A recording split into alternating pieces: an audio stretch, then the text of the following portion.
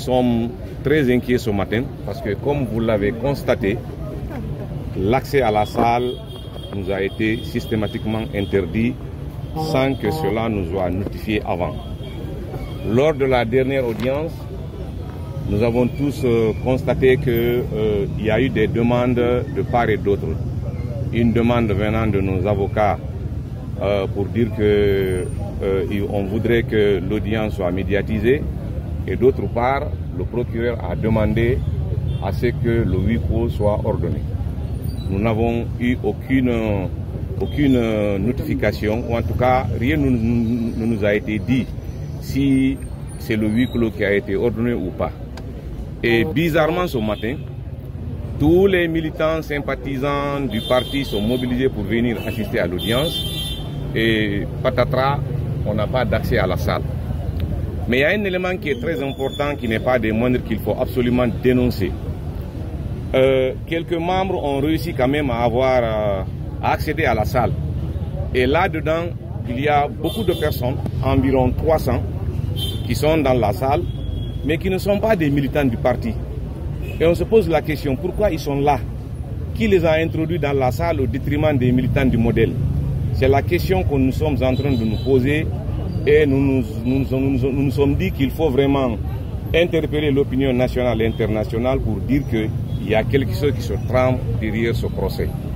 C'est nous qui avons droit d'être accès dans cette salle pour voir comment l'audience se passe. Mais à entendre ou à voir des gens mobilisés, des gens qui ne sont pas connus du parti, vous n'aurez pas un seul élément là-bas qui va vous brandir une carte de membre du modèle pour dire qu'il est membre du parti. Que ces gens-là soient mobilisés dans la salle, franchement, nous nous posons des questions. Et donc, nous sommes rentrés en contact avec nos différents avocats pour leur demander qu'est-ce qu'il faut, quelle est la conduite à tenir. En attendant, en tout cas pour le moment, ils sont en train de se concerter. D'un moment à l'autre, ils vont nous revenir pour nous dire la conduite à tenir. S'ils vont demander à ce que l'audience soit reportée ou alors qu'est-ce qu'ils attendent. En tout cas, ils vont nous instruire sur la démarche à suivre.